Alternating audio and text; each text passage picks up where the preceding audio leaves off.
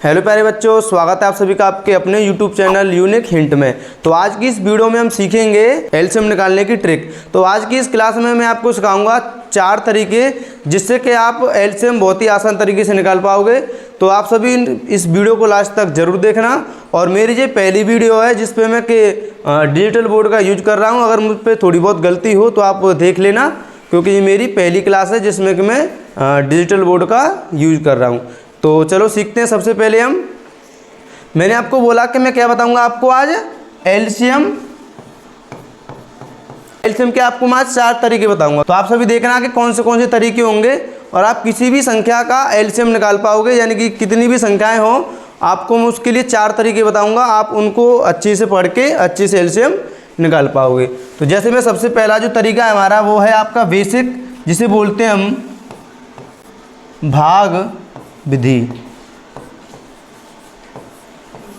और आपको ये साथ ही साथ में नोट करते हुए भी जाना है, जिससे कि आपको पीछे ज़्यादा आपका छूटे नहीं और आप अच्छे से नोट करते हुए जाओ। तो एलसीएम के आज 4 तरीके देखेंगे, उसमें से सबसे पहला जो तरीका है वो है भाग विधि। तो भाग विधि से आप किसी भी संख्या का एलसीएम कैसे निकालोगे आप वो देखेंगे। उसके बाद मैं आपको गुणनखंड विधि बताऊंगा। गुणनखंड विधि के 2 तरीके होते हैं, एक फर्स्ट तरीका होगा, एक दूसरा होगा, और एक होगा हमारा वाला जो कि मैं लास्ट में बताऊंगा। उससे आपका आंसर बहुत ही जल्दी आएगा। तो आप सभी वीडियो को लास्ट तक जरूर देखें। तो सबसे पहले जैसे मैं आपको एक एग्जाम्पल से समझाता हूँ। जैसे कि मैंने यहाँ पे लिखा, आपको बताना है 16 यानी कि 16, 20 और 24। आपको इसका एलसीएम निकालना है। क्या निकालना है? एलसीएम। तो भाग विधि क्या होती है? भाग विधि से क्या करते हैं, जो सारणी बनाते हैं हम नॉर्मल तरीके से करते हैं, जो कि सभी बच्चे इसको यूज करते हैं, वही तरीका है ये। ठीक है। तो यहाँ पे सबसे पहले हम क्या करेंगे, इसमें 2 का भाग देंगे। तो 2 का भाग देखो 16 में क्या बार जाएगा? 8 बार जाएगा। उसके बाद 20 में देंगे तो 10 बार जाएगा। उसके बाद में इसमें 24 में देंगे तो कितने बार जाएगा? ये 12 बार जाएगा। उसके बाद आगे करेंगे, आगे भी 2 का भाग जा रहा है इसमें, तो 2 का भाग दोबारा से और देंगे। तो यहाँ पे 2 का भाग देंगे कितने बार? 4 बार। 2 का भाग इसमें देंगे तो कितने बार जाएगा? 5 बार जाएगा। और 2 का भाग फिर 6 में देंगे, सॉरी 12 में देंगे तो 6 बार यहाँ पे ये संख्या कट जाएगी। फिर और आगे करना पड़ेगा हमें अभी ये। उसके बाद में 2 से फिर दोबारा से भाग जाएगा इसमें अभी। तो 2 का भाग 4 में देंगे तो 2 बार जाएगा। उसके बाद 5 में जाएगा नहीं, तो इसको जैसा है वैसा का वैसा ही लिख देंगे। उसके बाद 6 में कितने बार जाएगा? 3 बार। उसके बाद अभी 2 से जा रहा है, यहाँ पे 2 से 1 बार जाएगा, 5 जैसा का वैसा ही लिखेंगे और 3 भी वैसा ही लिखेंगे। उसके बाद आगे करते हैं। आगे क्या करेंगे देखो, आपको अगर नीचे नहीं दिख रहा हो तो मैं यहाँ पे साइड में कर देता हूँ। कहाँ पे पहुँचे हम? यहाँ पे 1 है, यहाँ पे 5 और यहाँ पे 3। अब हम क्या करेंगे, अब हम 3 से भाग देंगे। 3 से यहाँ पे तो 1 हो चुका है पहले से। उसके बाद में यहाँ पे ये 5 कटेगा नहीं, 3 कट जाएगा 1 बार। और लास्ट में हम देंगे 5 से भाग 1, और यहाँ पे भी 1 हो जाएगा और यहाँ पे भी 1 हो जाएगा। तो आप सभी अच्छे से इसको नोट करो। इसके बाद में हमें इसका क्या निकालना है? एलसीएम। तो मैं ऊपर कर देता हूँ, इसको जगह नहीं है नीचे। तो यहाँ पे आप लिखेंगे एलसीएम। ये वाली लाइन आपको इसकी नीचे लिखनी है ना। मेरे बोर्ड पे यहाँ पे जगह नहीं, इसलिए मैं यहाँ पे लिख रहा हूँ। तो इसके जो आपने फैक्टर किए हैं, यहाँ पे जो संख्याएं जिनसे भाग दिया है उन सभी संख्याओं को गुणा में लिख लेते हैं यहाँ पे। तो यहाँ पे 2 × 2 कितने बार आया है? 1 2 3 4, 4 बार आया तो 4 बार 2 लिख दो, लिख गया। उसके बाद में 3 आया है और उसके बाद में क्या आया है? 5 आया है। उसके बाद में आया 5। ठीक है। तो ये हमारी सभी संख्याएं, इनका आपको इंटू करना है, वही हमारा क्या होगा? एलसीएम होगा। तो इनका इंटू करते हैं। इंटू कर लो, यहाँ पे कैसे भी कर सकते हो आप।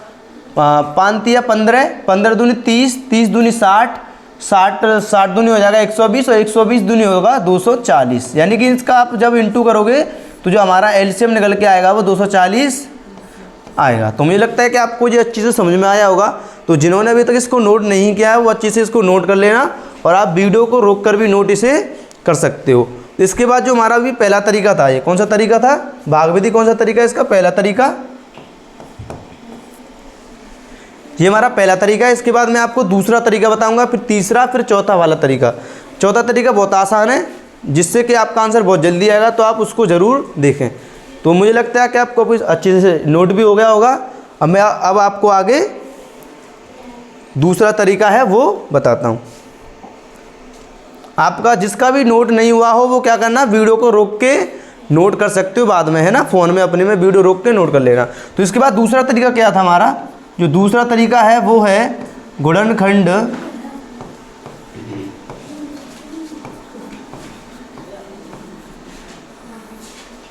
विधि।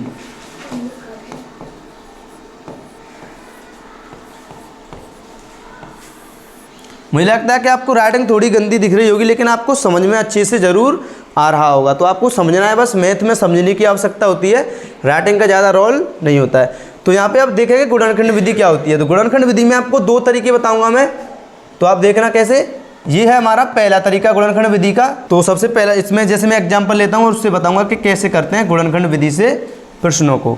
तो यहाँ पर देखो, जैसे मैंने एग्जाम्पल लिया 40, 20 और मैंने ले लिया 24, और आपको बताना है, बताओ इसका एलसीएम क्या होगा, क्या बताना है इसका एलसीएम। तो गुणनखंड विधि से कैसे करेंगे इसको। तो गुणनखंड विधि के लिए आपको क्या करना है,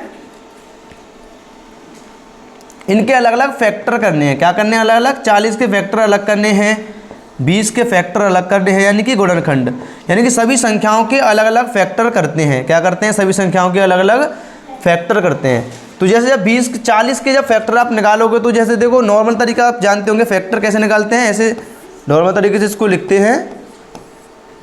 2 से काटेंगे ये 20 बार कटेगा, इसको 2 से काटेंगे 10 बार, इसको 2 से काटेंगे यहाँ पे 5 बार, और ये 5 से लास्ट में कटे जाएगा 1 बार। तो इसके ये क्या हो गए, गुणनखंड हो गए, यानी कि जो आपको इधर दिख रहे हैं ये सभी क्या है, इसके गुणनखंड है ना। तो इनको क्या करेंगे, यहाँ पे लिखेंगे। तो आपको ऐसा नहीं करना है, जी आप ऐसे इस तरीके से करोगे तो आपको टाइम लगेगा, आपको यहीं पे इसके गुणनखंड करते हुए जाना है। जैसे मैं बताता हूँ कैसे करने हैं। जैसे आप जब 40 को 2 से काटोगे तो 20 बचेगा, आपने 2 लिख लिया, इंटू कर लिया, अब 20 अब बचा है 20, 20 को 2 से काटेंगे तो 10, अब 10 को 2 से काटेंगे तो 5, और 5 को 5 से काटेंगे तो 1, ये हो गए फैक्टर। यानी देखो यही सेम आएंगे, और इससे क्या होगा, आपका आंसर जल्दी आएगा। इसके बाद 20 के फैक्टर करने हैं। 20 को 2 से काटेंगे 10, फिर 10 को 2 से काटेंगे 5, और 5 को काटेंगे 5 से तो 1, ये इसके फैक्टर हो गए। उसके बाद 24 के फैक्टर करने हैं। 24 को 2 से काटोगे तो 12, 12 को 2 से काटोगे तो 6, और 6 को 2 से काटोगे तो 3, और 3 को काटोगे 3 से तो हो जाएगा 1, क्योंकि 3 2 से कटेगा नहीं, इसलिए उसको कैसे काटेंगे हम, 3 से। यहाँ पे अब क्या करना है, आपको इनको घात के रूप में लिखना है। कैसे लिखना है, घात के रूप में, यानी कि 2 के अक्षर यहाँ पे कितने आए हैं, 3 आए हैं। तो आपको क्या करना है, 2 की घात कितने हो जाएंगे, ये 3, इंटू में कितना है 5, आपको वो भी वैसा का वैसा ही लिख देना है। उसके बाद में 2 के यहाँ पे कितने बार आया, 2 बार, तो 2 पे घात 2 लिखेंगे और इंटू में लिखेंगे 5, ठीक है। उसके बाद इसको यहाँ पे 2 कितने बार आया, 3 बार, तो 2 पे घात 3 और इंटू में लिख देंगे 3, तो ये हो गया। अब आपको क्या निकालना है, एलसीएम निकालना है। क्या निकालना है, एलसीएम। तो अब आप ध्यान देना कि कैसे निकालते हैं, है ना। तो एलसीएम के लिए क्या करते हैं, जैसे आपके सामने नीचे देख रहा है, जो नीचे वाली संख्या होती है ना, ये वाली, इसको हम बोलते हैं बेस। क्या बोलते हैं, बेस, यानी कि आधार। नीचे वाले को बोलते हैं आधार और ऊपर वाली को बोलते हैं घात, ठीक है। तो जो बेस है वो देखना है कौन से बेस हैं तुम्हारे पास। एक तो 2 है बेस, एक 3 है, और एक क्या है 5 है। तो सबसे पहले हम देखेंगे यहाँ पे, इसमें सबसे पहले देखेंगे कि जो 2 है उस पर सबसे बड़ी घात क्या है। 2 पर सबसे बड़ी घात क्या है, यहाँ पे क्या है 3 है, 2 पे सबसे बड़ी घात 3 है, तो यहाँ पे आप लिखेंगे 3। क्या लिखेंगे, 2 पे घात 3 इंटू। अब 2 पे घात 2 है, हमें इससे कोई मतलब नहीं है। अब देखेंगे 3 पे सबसे बड़ी घात क्या है, 303 तो अकेला आया है, यानी कि अकेला आया है, तो 3 पे घात 1 है, यानी कि जिस पे घात नहीं होती उस पर क्या घात मानते हैं, 1 मानते हैं। तो 3 पे घात आ जाएगी 1। उसके बाद में 5 भी अकेला है ना, तो 5 अकेला, तो 5 को भी कैसे लिख लेंगे, 5 पे घात 1। अब इनका क्या कर देंगे, इंटू कर देंगे। अब आपको पता होगा, मैंने अभी बताया था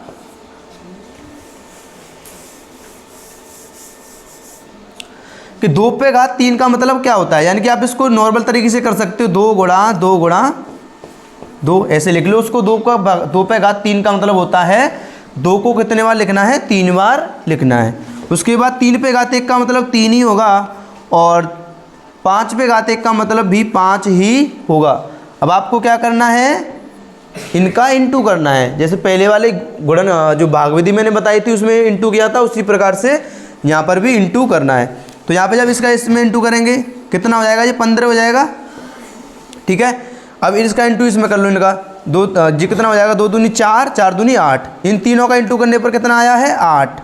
ठीक है, अब 8 का इंटू किस में करना है, 15 में करना है। तो 15 अट्ठे होता है 120, कितना होता है 15 अट्ठे 120 होता है ना। तो यहाँ पे आपको आंसर लिख देना है 120, यानी कि इसका जो आंसर आएगा वो आएगा 120, जो कि बिल्कुल सही आंसर होगा। तो मुझे लगता है कि आपको अच्छे से समझ में आया होगा। तो आप सभी इसको जल्दी से नोट कर लो, जिससे कि आप आगे भी इसकी प्रैक्टिस कर पाओगे कि मैंने किस प्रकार से ये किया था। तो आप सभी इसको अच्छे से जल्दी से नोट करो, फिर मैं आगे बताऊंगा कि और इसका जो दूसरा तरीका है गुणनखंड विधि का वो क्या है ना। तो आप इसको पहले नोट कर लो अच्छे से, नोट नहीं हुआ वो वीडियो को रोक के नोट कर लेना है ना। आगे बढ़ते हैं, आगे उसके बाद जो गुणनखंड विधि है ना उसका दूसरा तरीका बताऊंगा मैं। अब जैसे मैंने एग्जाम्पल लिया, मैं आप पहले वाले एग्जाम्पल को ले लेता हूँ, जिससे कि आपको पता चलेगा कि आंसर अलग तो नहीं आ रहा है ना। तो जो पहले मैंने क्या था, 40 था, 20 था और क्या था 24, है ना। इनका आपको निकालना था एलसीएम। तो उन्हीं संख्याओं को लेता हूँ, लेकिन तरीका थोड़ा सा अलग है, नीचे अलग आएगा और कुछ भी उसमें नहीं होगा। तो यहाँ पे देखो 40 के फैक्टर करेंगे, 20 के फैक्टर करेंगे और 24 के फैक्टर करेंगे।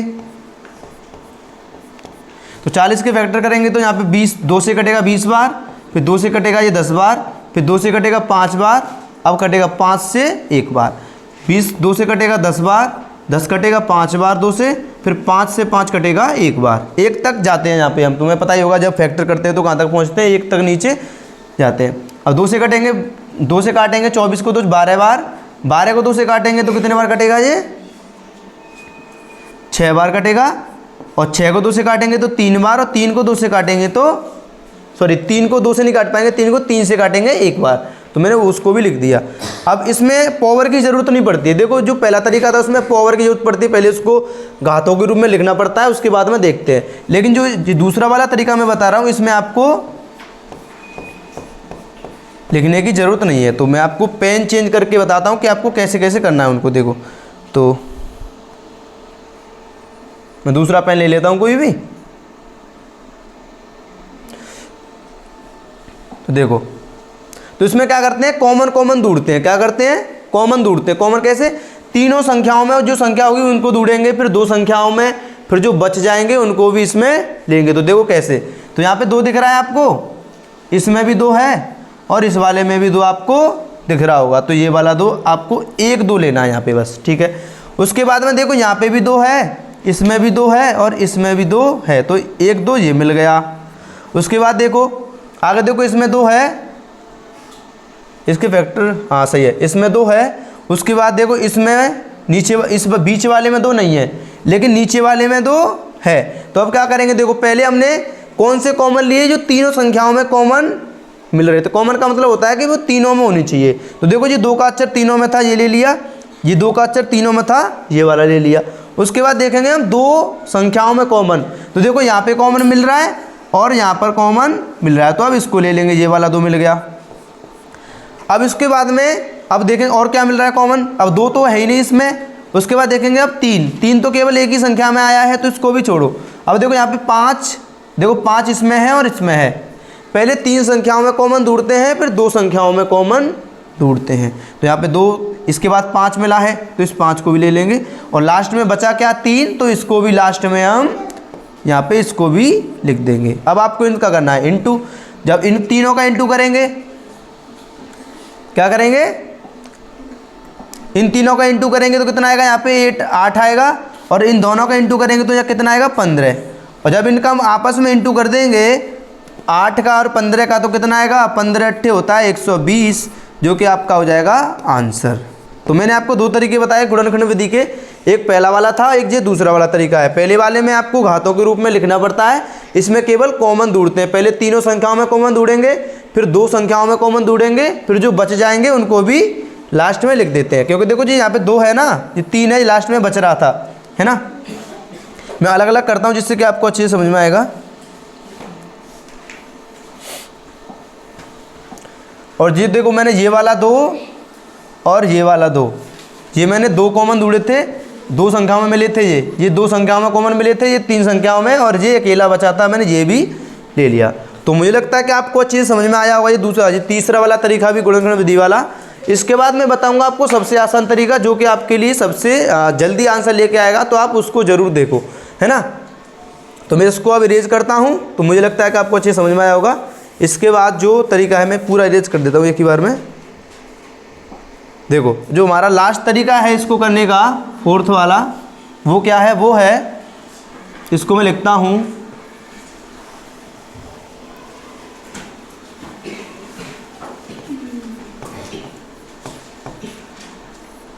हमारी विधि है। ये कौन सी विधि, यानी कि जो आपको किताबों में नहीं मिलेगी, ये हमने नॉर्मल जो ट्रिक होती है उस प्रकार से यूज की जाती है। तो ये हमारी विधि है। इसको देखते हैं, मैं एग्जाम्पल को उसी को लेता हूँ, जिससे कि आपको ऐसा ना लगे कि उससे आंसर अलग नहीं आए कहीं, तो आंसर वही लेता हूँ जो अभी मैंने इससे पहले बताया था आपको, उसी को ले लेता हूँ, है ना। तो देखो जैसे मैंने एग्जाम्पल लिया, 40 था और 20 और कितना था, 24, है ना, यही तो था। और इसका आपको निकालना था एलसीएम। तो हमारा फोर्थ तरीका है ये, आपको इसको अच्छे से देखना है, ठीक है। आप इसके लिए आपको क्या करना है, कोई फैक्टर नहीं करने हैं, कोई अलग से नहीं करना। इसके भी मैं आपको दो तरीके बता सकता हूँ, मैं दो ही बताऊँगा आपको, देखो तो आपके फिर 5 तरीके हो जाएंगे।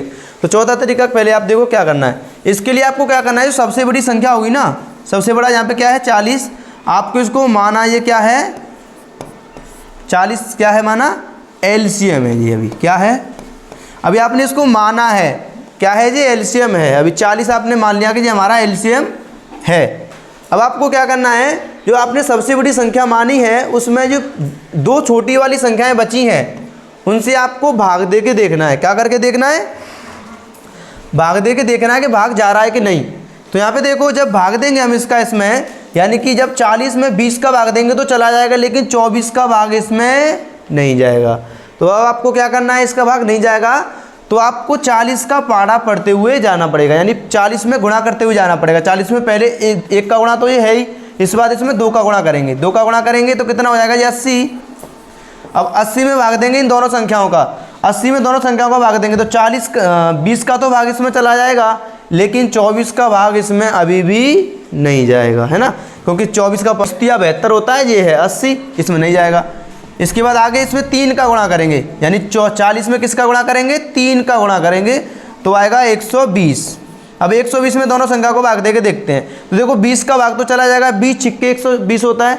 उसके बाद 24 पंजे भी 120 होता है, यानी कि जब जो बाकी की संख्याएं बची हैं उनका भी भाग इसमें चला जाए, तो मान लेना कि वही हमारा क्या होगा, आंसर होगा, ठीक है। तो इसका जो आंसर हो जाएगा फाइनल एलसीएम बुक हो जाए, क्या हो जाएगा 120, इसका राइट आंसर हो जाएगा, ठीक है। तो देखो मैंने आपको 3 तरीके से बताया ये, और तीनों तरीके से जो आपका आंसर है बिल्कुल सेम इसमें आपको मिल गया, ठीक है।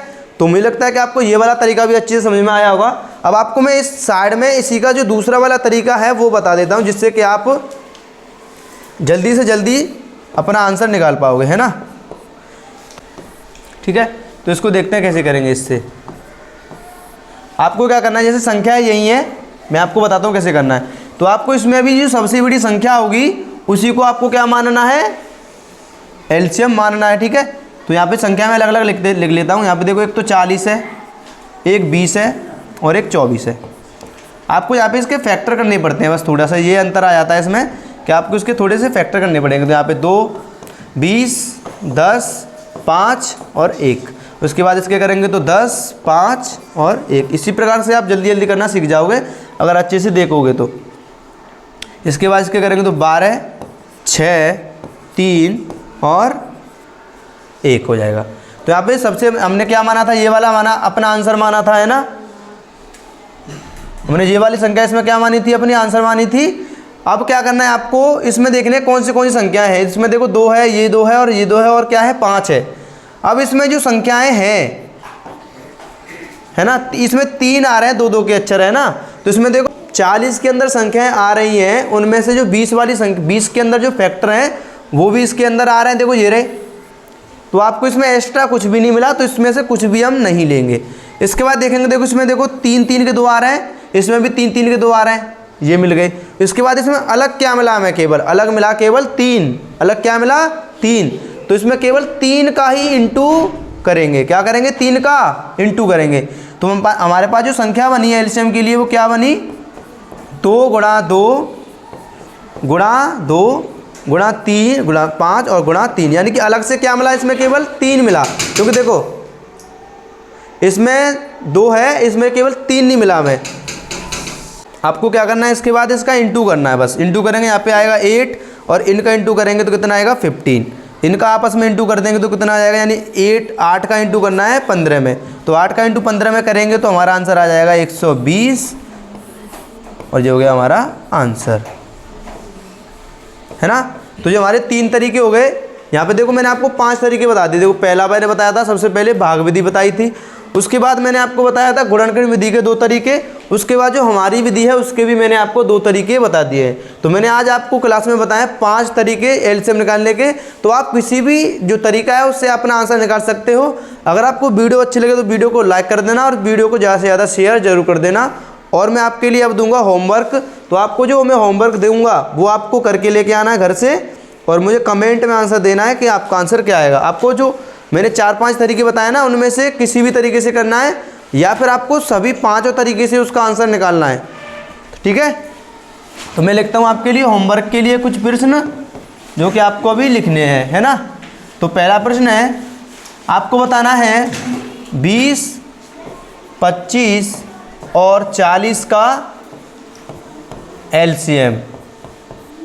उसके बाद बताना है आपको, दूसरा सवाल है आपके लिए 40, 10 और 20 का एलसीएम। तो मैं आपके लिए होमवर्क के लिए 2 सवाल दे रहा हूँ, आपको इन दोनों सवालों के आंसर मुझे कमेंट में देने हैं। तो आप वीडियो को लास्ट में देखने के बाद में, इन सभी सवालों को करने के बाद में मुझे कमेंट में इसका आंसर जरूर देना। अगर आपको वीडियो अच्छी लगे तो वीडियो को लाइक कर देना, और इस वीडियो को उन अपने भाई बंधुओं में शेयर जरूर करना जो मैथ को करने से डरते हैं, उन्हें मैथ से डर लगता है। तो आपके लिए ही क्लास है ये, तो आप सभी अच्छे से देखते रहिए।